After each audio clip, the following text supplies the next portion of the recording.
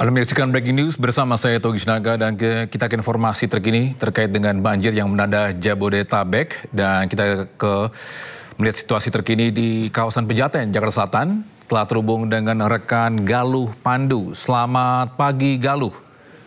Bagaimana kondisi terkini di Pejaten, Jakarta Selatan? Ya, selamat pagi Togi dan pemirsa. Saat ini saya berada di Pejaten Timur, Jakarta Selatan, yang mana banjir ini masih terus naik debit airnya. Dan saya tepat berada sekitar 70 hingga 100 meter dari daerah aliran sungai Ciliwung. Dan ini adalah banjir kiriman dari Kabupaten atau wilayah Bogor, yang mana air ini terus meningkat sejak tadi pada waktu sahur sekitar pukul 4 pagi hingga sekarang air masih terus meningkat. Dan masyarakat yang ada di sini harus mengungsi ke tempat yang lebih tinggi karena di sebelah sana di layar kaca Anda dapat Anda lihat bahwa rumah dengan ketinggian 2 lantai ini sudah mulai terendam banjir. Artinya ketinggian air sudah mencapai 4 meter hingga tempat saya berdiri ini ada setinggi betis. Dan akan saya perlihatkan di sebelah sini barang-barang warga yang ada di rumah-rumah yang pada bagian bawah dekat dengan aliran sungai Kali Ciliwung sudah mulai dipindahkan warga ke tempat yang lebih tinggi. Ini ada sofa, lemari, dan barang-barang penting lainnya sudah mulai dikumpulkan di sini. Sehingga masyarakat sampai saat ini masih belum bisa melakukan aktivitas secara normal. Barang-barang yang penting milik warga ada kulkas, lemari es, sofa, lemari, barang-barang penting lainnya dikumpulkan di rumah warga di ketinggian yang lebih tinggi agar tidak basah terkena banjir. Dan akan saya sampaikan juga kepada Anda, Togi dan pemirsa, untuk mengetahui lebih lengkap bagaimana kronologi air di daerah aliran sungai ini. Saya akan mengajak Anda berbincang dengan Ketua RT 11 RW 6 Pejaten Timur, yaitu Bapak Hamzah. Kita sapa terlebih dahulu. Halo Pak Hamzah. Ya, selamat siang. Selamat pagi, selamat siang. Selamat pagi Pak, ini masih pagi. Ya, masih pagi. Pak Hamzah, mungkin bisa diceritakan bagaimana kronologi air, ketinggian air yang ada di daerah aliran sungai ini. Kabarnya sampai 4 kali evakuasi nih Pak. Memang sejak minggu malam Senin itu air informasinya sudah masuk ke RT gitu kan, dari komunitas kelurahan dan juga dari FKDM, LMK semua masuk informasi bahwa akan datang banjir, yaitu siaga 1 gitu. Nah, jadi kita informasikan, kebetulan kami di sini juga memang ada beberapa komunitas dari masuk WA, jadi grup WA grup, jadi kita pemberitahuan dari itu. Dan juga memang ini kan banjir istilahnya ini udah puluhan tahun ya, banjir begini lagi. Dulu kurang lebih 2007. Nah, tapi kalau memang warga yang ke bawah itu memang dia langganan, tiap tahun tuh paling tidak 4 kali 5 kali banjir yang di bawah. Nah, tapi kalau ini nih memang puluhan tahun baru terjadi lagi, kurang begitu banyak ya. Ada 15 tahunan mungkin ya, 2007 sampai sekarang baru banjir begini lagi. Nah, jadi gitu. Di ketinggian ini berarti sejak 2007 kemudian baru terjadi lagi. Terjadi begini lagi. Ya. Kemudian ini ada berapa banyak warga di RT 11 Pak yang mengungsi? Warga berdampak itu tadi dihitung-hitung hampir kurang lebih 100 kakak ya, 100 kakak. Dan jiwa kurang lebih 240-an. 240 jiwa. 240 jiwa yang harus mengungsi di kawasan sini. Betul. Mereka mengungsi kemana Pak? Jadi kebetulan memang kan tidak ada khusus untuk pengungsi ya. Jadi masing-masing ke rumah tetangga yang terdekat. Karena memang dia tidak mau umpamanya diungsikan karena memang kan mereka sambil menunggu air ini surut.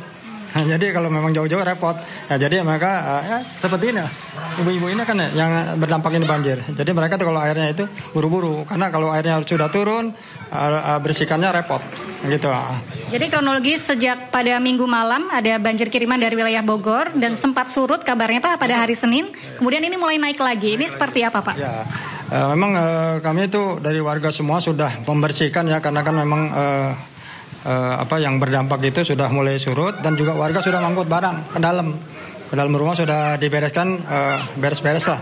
Nah, ternyata kurang lebih jam 10-11 itu ada kabar lagi bahwa akan ada siaga 1 lebih tinggi volumenya daripada banjir yang kemarin gitu. Nah, jadi kemarin tuh kurang lebih yang awal siaga 1 awal tuh 390-an. Nah kalau sekarang 400 kurang lebih ya. Kalau nggak salah gitu Bang Haji ya, 400 lebih. Nah itulah, jadi terjadi banjir begini. Gitu. Baik, terima kasih Pak Hamzah. Nanti saya akan berbincang lagi dengan Bapak. Kemudian saya akan berbincang dengan komunitas pecinta Ciliwung, yaitu Bapak Haji Royani yang mungkin lebih paham mengenai bagaimana sejarah aliran daerah aliran Sungai Ciliwung dan mengapa ini bisa terjadi. Pak Haji Royani, gimana kabarnya? Alhamdulillah, sabarnya baik, sehat. Pak Royani, ini mungkin bisa disampaikan kepada pemirsa juga bagaimana sih kenapa banjir di sini bisa terjadi, Pak? Banjir di sini ya sejak zaman dulu lah, karena biar gimana pun orang bilang 32 sungai, tapi Jakarta satu cuma Sungai Purba. Itulah Ciliwung. Panjangnya cuma 117 km. Dari hulu sampai dengan muara tuh 117 km. Dia banyak pintu-pintu air. Nah, jadi kalau Ciliwung banjir dari sejak saya kecil memang udah banjir. Cuma kalau dulu banjirnya sampahnya sampah pohon, daun. Kalau sekarang kan sampah plastik. Ketika banjir surut, plastiknya nyangkut. Jadi orang kenapa nggak mau dia buru-buru balik, nggak mau lama ngungsi karena ya itu begitu banjir surut, lumpur, sampah nyangkut. Jadi mereka harus kawal karena kan mereka nggak ada air nggak bisa, listrik mati. Jadi seperti itu dan udah terbiasa kalau yang di pinggir kali. Tapi kalau kayak ini seperti banjir 5 tahunan yang pernah terjadi 2007 itu pernah terjadi, tertinggi yang pernah terjadi di Ciliwung. Saya ingat. Berapa meter, Pak? Itu 4 meter. Jadi di RT di sini kayak di sini sekarang cuma RT 11 ya. Yang kena, yang tadi dibilang. Tapi ketika banjir 5 tahunan ada beberapa RT yang biasanya nggak banjir sekarang sampai 100% banjir. Contohnya di sini di RT 12, RT 13. Itu sampai dengan 200 meter ke atas air. Ya naik ke sedikit tapi kemana-mana gitu. Kalau di Pejaten Timur kita lihatlah di media bahwa setiap hari setiap kejadian selalu diekspos. Tapi actionnya mana? Saya sebagai relawan ya, sebagai aktivis Ciliwung minta tolong masyarakat juga kalau boleh milih dia mau pindah tinggal di Pondok Indah maunya dia. Tapi ini kayak gini mana? Kalau nggak Pak RT, kalau nggak kita, artinya tadi ada kasus di sini pagi-pagi saya tanggung jawab mau matiin listrik aja tuh, padahal nggak boleh, jangan nih begini. Coba bayangin kalau orang mati kesetrum listrik, iya siapa yang nolongin juga mati duluan gitu. Jadi makanya saya datang ke PLN minta dimatiin, saya tanggung jawab. Tuh ada spindle, jadi yang cuma sekitar ini aja. Jadi sebagai komunitas saya berharap ayo dong, jangan cuma diseret-seret ke politik. Yang namanya normalisasi, naturalisasi. Yang kita butuhkan realisasi. Jakarta, sejak saya ingat Kampung Melayu sampai sekarang kan.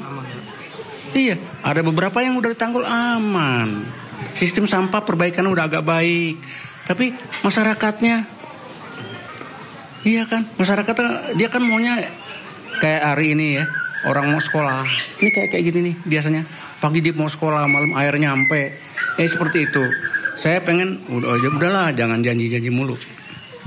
Saya terus terang, saya dapat Kalpataru tahun 2018 dari provinsi. Karena sebagai penyelamat lingkungan. Tapi apa yang saya dapat? Saya cuma sampai sekarang, nggak tahu sampai kapan mesti begini lagi gitu. Ayo dong. Gitu. Ayo dong. Para petinggi. Para pejabat Ciliwung itu butuh perhatian. Ya, tadi saya bilang cuma satu Ciliwung yang melewati semua daerah wilayah Jakarta Selatan, Timur, Pusat, Utara, Barat itu Ciliwung semua. Ya. Jadi semua. Jadi kalau Ciliwung dibenahin kan sampai 10.000. Ciliwung dibenahin rapi semua. Saya kira itu dari saya. Bagaimana untuk bantuan, apakah sudah mulai masuk ke wilayah sini? Mungkin Pak Hamzah?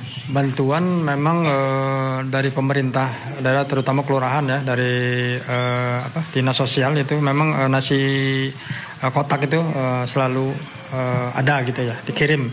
Semalam juga, tadi juga pagi, malam juga ada. Sekarang pagi tadi juga jam 4 sudah berita nasi kotak gitu udah ada. Alhamdulillah bantuannya cukup. Kira-kira masyarakat masih butuh bantuan apa lagi nih Pak?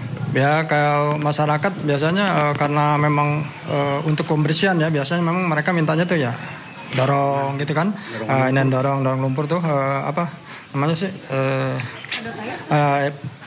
Pendorong, karet pendorong itu, dorongan air itu biasanya masyarakat membutuhkannya itu, karena kan sekarang ini paling kalau memang ini paling kita pakai sapu gitu kan nggak kurang itu lah, kalau pakai karet dorongan itu kan lebih cepat gitu, itu saya rasa warga. Baik, ini sudah dibangun juga dapur umum ya Pak, ya, untuk masyarakat yang terkendala menjalankan ibadah puasa juga di bulan Ramadan ini. Terima kasih Pak Hamzah, kemudian Pak Haji Royani untuk waktunya. Sehat selalu. Dan pemirsa juga Togi, saya akan ajak Anda untuk melihat bagaimana kondisi dapur umum. Ini adalah dapur darurat yang baru dibangun pagi hari ini untuk masyarakat yang akan melaksanakan sahur. Mengingat hari ini adalah di bulan suci Ramadan, sehingga masyarakat khususnya umat muslim ini menjalankan ibadah untuk berpuasa. Kita akan coba lihat dan mungkin saya akan berbincang dengan salah satu warga yang ada di sini. Halo, selamat pagi. Ibu boleh berbincang sebentar? Oh, maaf. Oh, tamu baik.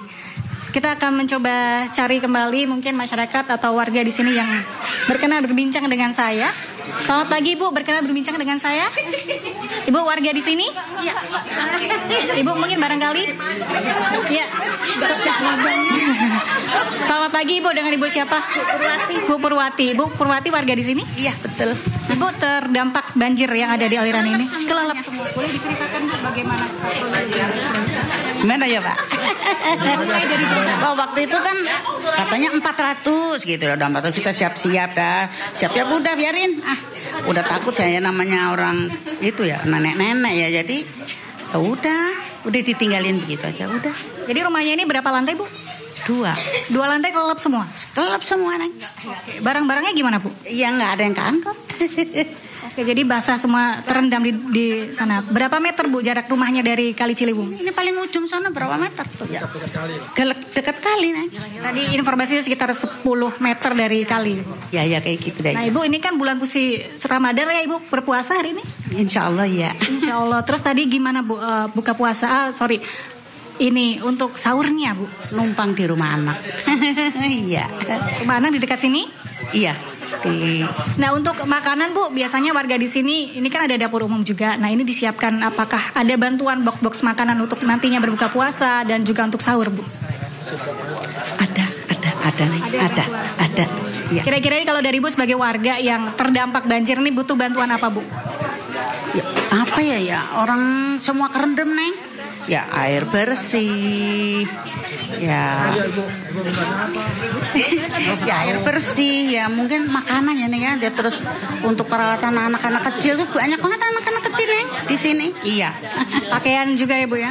Iya untuk ya pampers, susu mungkin ya gitu. Iya. Baik, terima kasih banyak Bu Purwati. Semoga banjirnya cepat surut. Sehat selalu Ibu. Dan itu tadi pemirsa situasi dari Pejaten Timur, yang mana ini juga sudah ada bantuan-bantuan darurat, namun secara umum masyarakat di sini masih belum bisa melakukan aktivitas seperti biasa. Kemudian listrik juga dimatikan karena mengingat air adalah penghantar listrik yang baik, sehingga untuk mengatasi atau meminimalisir resiko adanya tersetrum listrik. Sementara itu dapat kami sampaikan, Togi, kembali ke Anda. Ya, Galuh terkait dengan banjir di Pejaten Timur. Apakah ada informasi terkait dengan faktor ini banjir ini? Oke, baik. Gal, nanti kita akan update lagi. Dan sekarang kita ke Depok, Jawa Barat, di mana ada Yung Rizky. Yung Rizky, bagaimana kondisi terkini di Depok, Jawa Barat? Apakah banjir sudah mulai surut? Baik, Togi dan juga pemirsa, saat ini saya sedang berada di perahu dari milik polisi Polres Metro Depok, di mana saat ini memang dari Kodim Sawangan, Polsek Sawangan dan juga Camat Sawangan masih berkeliling di area lokasi banjir di perumahan Sawangan Asri yang ada di Sawangan Baru, Kecamatan Sawangan. Di mana memang bisa dilihat kondisi banjir di lokasi ini cukup tinggi hingga mencapai sekitar 60 cm. Yang di mana ada sekitar 50 rumah yang terdampak banjir di lokasi ini. memang banjir ini menurut Camat Sawangan terjadi memang sejak semalam dan memang sudah tadi ada beberapa evakuasi warga. Saya sedang bersama Pak Kapolsek yang sejak semalam sudah ada di lokasi. Pak Kapolsek, Pak Kompol Faujan, bisa diceritakan Pak tadi evakuasi berapa warga Pak yang harus dilakukan evakuasi oleh polisi dan Koramil dan pemerintah? Jadi kami dari Polsek Bojong-Sari, dari Koramil Sawangan dan Camat Sawangan selalu bersinergi untuk mengevakuasi masyarakat yang menjadi korban banjir ini. Sudah 20 masyarakat di perumahan Sawangan Asri sudah berhasil kita evakuasi. Masih ada kurang lebih 10 warga yang belum mau dievakuasi. Tapi kami dari aparat pemerintah, dari Pak Camat, dari Polsek Bojong-Sari dan Koramil Bojong-Sari akan selalu menghimbau kepada seluruh warga masyarakat untuk mau dievakuasi, dipindahkan ke tempat yang aman. Karena kita antisipasi juga cuaca nanti siang ataupun malam takutnya banjir lagi gitu. Terima kasih. Dari jam berapa nih Pak air mulai naik nih Pak? Dari tadi malam kurang lebih pukul 20.00 sudah mulai masuk ke perumahan. Namun tetap kita pantau puncaknya tadi pagi pas sahur ketika 03 dini hari. Ya. Baik Pak Faujan, terima kasih.